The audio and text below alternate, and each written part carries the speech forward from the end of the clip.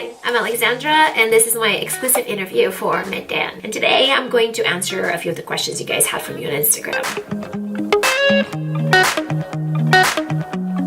I actually have a terrible insecurity about my body, and just today actually I talked about it in a post on Instagram. So what had happened was that this insecurity really made me realize how the way you look does affect how you feel. Knowing what it feels like to be so self-conscious about something that pertains to your appearance forced me, in essence, to immerse myself and commit to doing everything I can to help other women not only just look good but feel good as well. They do go hand in hand. So that is when I really started dedicating myself to this, and I feel like you guys, many of you that follow me on social media, have been able to kind of build that relationship and connection because I know you guys feel that it comes from a genuine place. So that's originally how I got started, out of my own insecurities. Honestly, I feel like it's the passion that fuels it. And I'm gonna, again, I posted this, it's a quote. Let me figure out which post I made it on. But there's a quote that really spoke to me that made me realize something. There it is. It's a quote by Tony Robbins that says, "People are not lazy. They simply have impotent goals." That is, goals that do not inspire them.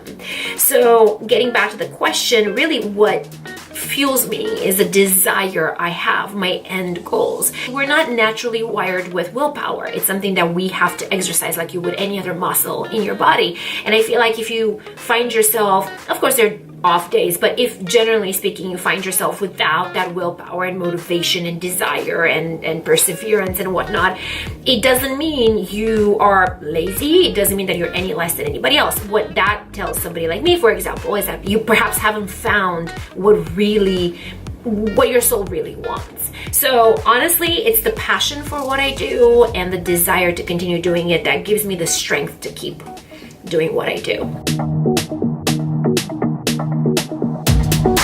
We're getting into the skincare questions. I'm so excited. A do-it-yourself recipe that has worked wonders for me because I have shared on social media my struggle with acne. My entire adult life, I've had really bad acne breakouts. So I understand the struggle, but something that has helped with the spots that acne has left behind has been this mixture of juices from garlic and onion. And before you think about it or you say it, I know it sounds disgusting, but it's truly what has worked for me. So what I do is that I extract juice from garlic, fresh organic garlic, and then also some juice from a fresh organic onion, and then I mix the two, and then I take a Q-tip, something like this, and I saturate it into that mixture, and then I apply this Q-tip directly onto the spots. I don't use it for the entire face, I just use it on those spots. Garlic really has incredible antibacterial properties, which means that it will help kill the acne bacteria, while the sulfur compounds in it are fantastic at helping to lighten the appearance of dark spots. And then the acid in onion really has skin lightening properties. And what I do is that I leave this on actually overnight. If you find it to be too much, you can rinse it off with cool water, but ideally you do this twice a day, morning and night. At night, you're not gonna have any issues because you're gonna wake up in the morning and you're not gonna stink like anything. If during the day you're maybe concerned about it, you can give it a try maybe in one spot. But the reality is that once you start applying all the serums and moisturizer, sunscreen must, etc., during the day, that's really going to mask the the smell. And then in terms of something that you can purchase, I am a very big fan of lotions and potions that contain hydroquinone. Hydroquinone is a depigmenting agent that can lighten spots, brown spots, also is of great help with things like melasma. And typically up to 2% hydroquinone is what you can buy off the counter without any prescription needed. I personally have seen results from it. Some people that hate it, just like with every other product, the best thing to do really is to consult with a licensed dermatologist. Find out if any mixture, do-it-yourself concoction, or any product you're thinking about buying will work for your skin. And typically, not typically actually, I always, why did I say typically, always recommend a 24-hour patch test before really applying a product over your entire face. It's good to see if you have any allergies or get an idea of how the skin reacts before, God forbid, having an allergic reaction on your entire face. That would really suck. And the idea ideal place where you should do these patch tests is kind of around here, so by the earlobe where it meets the jawline. This way, if there is a reaction, your hair is going to cover it and it's all good. There's a DIY wax recipe that I am totally obsessed with. It entails 1 cup of granulated sugar, 1 tablespoon lemon juice, 1 tablespoon honey, and 10 drops of Roman chamomile essential oil. This recipe really is fantastic, and yeah, I posted the video for it last November. In terms of something that you can buy, I do like the charcoal peel-off mask from Boscia. And if you are interested in, let's say, like a do-it-yourself recipe, there is one that has worked pretty well for me. It entails 2 to 3 tablespoons of distilled water, 1 tablespoon of xanthan gum, 4 drops of tea tree oil, and then 2 capsules of activated charcoal. You kind of mix everything together. It just makes like this little peel. And I also made a video about that. So if you wonder how you apply it, check out my Instagram. And then another thing that I feel like is really important that most of us don't do is use a product that has a beta hydroxy acid, because they just work. They really do.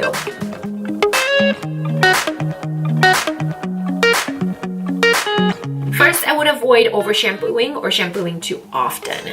In my recommendations, I always say you shouldn't wash more than twice a week. This is day 7. I know that I need to get my roots done. Ignore that. But if I was to put my hair down right now, it wouldn't be totally tragic. Somebody has told me once, well, actually not somebody, many somebodies have told me, well, my hair gets super oily by day 3, so there's no way I could go, for 7. Well, the reason why your hair primarily, could be other reasons, but generally speaking, why your hair might get too oily is because you're stripping it of its natural oils. So you're drying out the scalp, which forces your skin to overproduce that oil. When it overproduces oil to overcompensate for the dryness, that's why your hair gets extra oily. But if you're teaching it, because you can condition your hair, if you teach it that, wait, you don't have to go crazy day 2 because I'm not going to wash you day 2 or day 3, I'm going to wash you day 4 or day 5. And you do that for enough weeks, your hair is going to get conditioned into not overproducing these oils. And again, they're producing it because you're drying out the scalp. Dry scalp leads to the itchiness, the uncomfortable feeling, potential dandruff, etc. I also recommend avoiding products that contain alcohol and looking into your potential nutritional deficiencies. I would seriously talk to a doctor, find out if you have any B deficiencies that can oftentimes lead to dry scalp, and also find out if an omega-3 supplement would be right for you, because that is going to be great at conditioning your hair. So definitely check for that. Oh, and also jojoba oil. I love jojoba oil because jojoba is the closest that we can have actually to our own sebum and oil production. It's very similar. So I would definitely recommend like taking some jojoba oil, heating it up a little bit. Don't burn your scalp, but heating it up a little bit, applying it to the scalp, massage the scalp to encourage circulation into the hair follicle and into the scalp. And just do that about 30 minutes before washing your hair. And try doing that every week if you can, if not every other week, but definitely at least once per month. This is a really tough question because I truly and honestly believe that it's these imperfections that actually make us special. If we all looked alike, like we came from the same manufacturing plant, how boring would that be? How would you stand out? But I do understand that we all have things that can lead to insecurities. Again, glass house over here. I get it. So I'm just gonna list some of the most common imperfections. Dark circles, I suffer of them, which is why I'm actually creating my own concealer right now. We've been in the lab for 7 months. It's going to be killer, but I get the issue. First thing that I recommend is looking at the color wheel, finding out if you have any pigmentation issues. For dark circles, for example, if they're gonna be in the blue zone or in the dark brown kind of zone, you're gonna see that adjacent from that color, you have yellow or you have like a peachy or a salmon color. You counteract a color by putting its counterpart on top of it. So you look at the color wheel and you'll see that blue, for example, right across from it, opposed is actually yellow. So that is basically basically how you're going to color correct. Pimples, rosacea is red. You'll see on the color wheel, adjacent from that is green. So you're going to use a little bit of green underneath your foundation to essentially cover that discoloration issue. If you have large pores, a mattifying primer is fantastic. And also a little trick is to not bring down your concealer, you know, like you see some of us do in our tutorials. You know, we apply the concealer and then we kind of drag it down, because by dragging it, you're actually going to accentuate the pores, and that's the last thing that you want, obviously. What else? Oh, you can give the illusion of your eyes being whiter and more awake by applying a nude color or fresh flesh color, not white, but like a nude color eyeliner right at the waterline. Another tip, if you're in your mid-30s or above, like yours truly, I really recommend not accentuating the wrinkles by using powder products, because it'll do that. So things like creamy blushes, liquid highlighters, those will be fantastic. I cover so much, not only skincare, but makeup as well. And I really do like to focus on makeup tricks when I talk about makeup. So definitely we can continue the conversation on my Instagram and Facebook. Absolutely, I'm a firm believer in it and love to mix a little bit of pure, organic, mixed with nothing else really, aloe vera gel with my moisturizer. Again, just what we talked about the hair, if you take oil from the skin, which is a common misconception for those of us with oily skin, dry out your skin so it's not that oily, where it's actually doing yourself a disservice. And as counterintuitive as it sounds, you really should hydrate and moisturize your skin in order for it to not overproduce oils, because you're stripping it of it. My routine, thank you for asking, by the way. My routines are so meticulous, both morning and night. We will legitimately need another 15 minutes for me to walk you through all the products that I use, because yes, I'm a woman of a certain age and I do like to layer products in order to try to keep my skin youthful looking and plump and hydrated. So if it's okay for this, in the interest of today, I'm going to reference you guys to my Facebook page, because I did just that. I updated last month. So yeah. You're gonna find everything you need to know there with a list of everything that I use. Nothing is an ad, so it's truly what I'm using.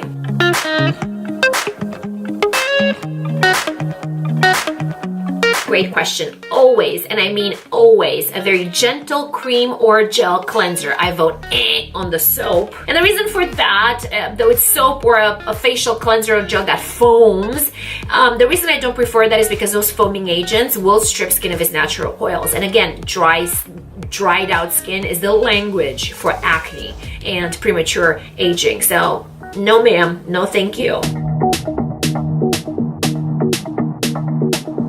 So here is reality. There hasn't been a conclusive link between what we ingest and acne. Yes, if you are holding a pizza and you're gonna put your hands after holding it with those oils on your face, you risk having acne, because now you're clogging your skin with food.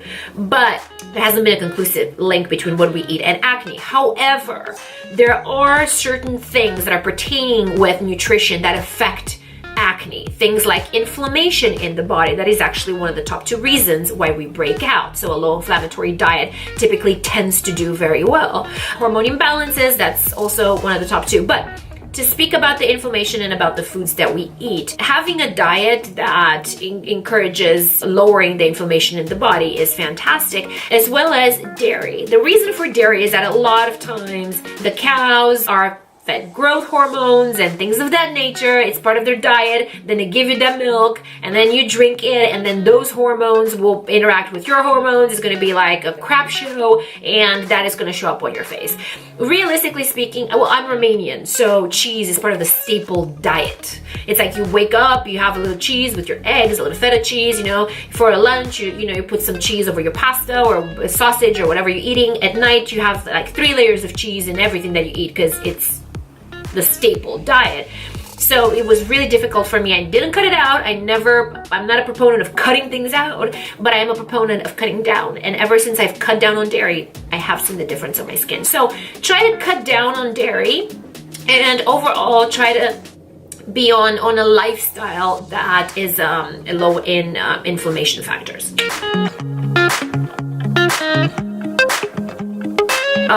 I read this and it went straight to my soul because I know what it's like to be affected by acne, and I also know what it's like to be affected by acne as an adult when you have to go to job interviews or be on camera and expose yourself to people that think it's okay to insult complete strangers.